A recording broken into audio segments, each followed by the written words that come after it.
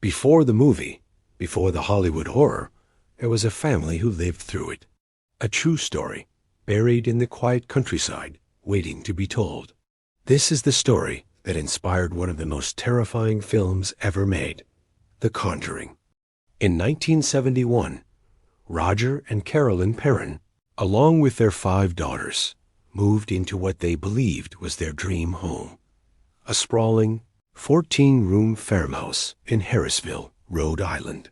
Built in 1736, the old Arnold estate was nestled on 200 acres of land, a seemingly idyllic slice of rural American life. For the Perron family, it represented a new beginning, a peaceful retreat from the hustle of the city.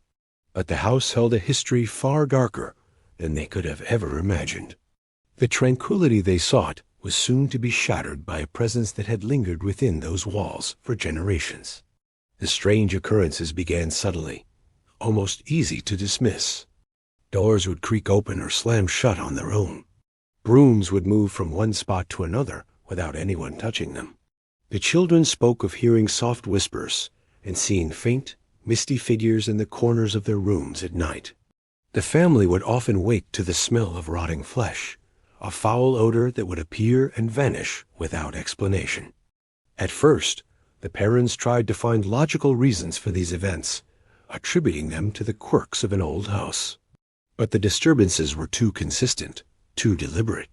The gentle nudges from the unseen world were about to become violent shoves.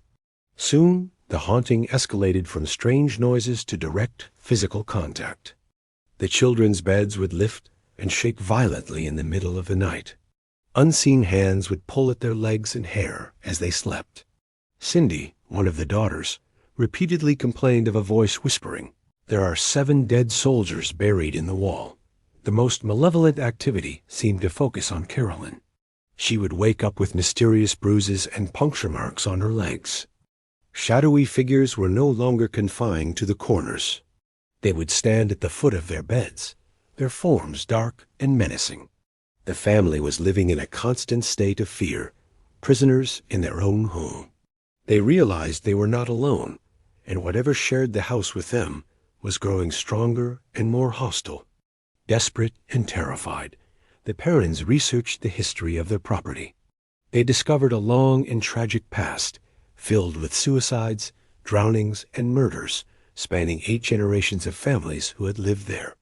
The most infamous spirit believed to haunt the land was that of Bathsheba Sherman. Born in 1812, Bathsheba was a local woman rumored to have been a Satanist. She was accused of sacrificing an infant in her care to the devil, though she was never convicted due to lack of evidence.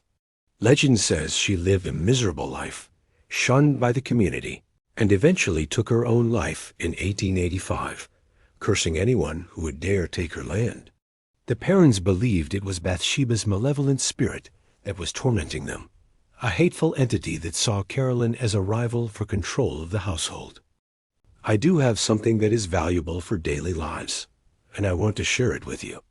I have items like menswear, women's wear, gadgets, accessories, healthy products, and so much more. If you'd like to check it out, the link is in the description. But if you're watching on TikTok, you can check more items on my showcase that will be linked on my TikTok account. In 1974, with nowhere else to turn, the Perrons contacted Ed and Lorraine Warren, renowned paranormal investigators.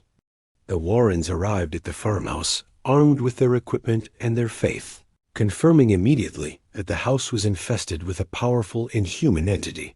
Lorraine, a gifted clairvoyant, was horrified by the dark presence she felt, particularly the one attached to Carolyn. The Warrens conducted several investigations, documenting poltergeist activity and attempting to cleanse the home. Their efforts culminated in a séance, an attempt to contact the spirits. However, the ritual went horribly wrong. It's said that Carolyn Perron became possessed, her body contorting as a voice, not her own, spoke through her. The chaos that night was so extreme that Roger Perron, fearing for his wife's safety, threw the Warrens out of the house.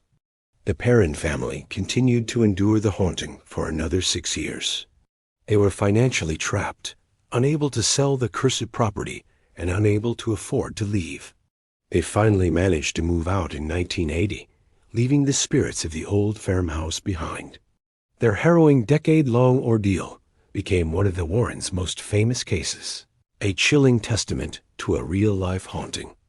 This true story, filled with the terror and trauma of a family under siege, would later be immortalized, bringing the dark history of the Harrisville farmhouse to a global audience. The film it inspired would become a cornerstone of modern horror, but for the Perrons, it was never just a story. It was their life. Thank you for watching, and see you in the next video, because we will be talking about the Annabelle doll, the real doll that is said to be possessed. To watch the next story, hit the subscribe button and hit that notification bell so you won't miss the next story.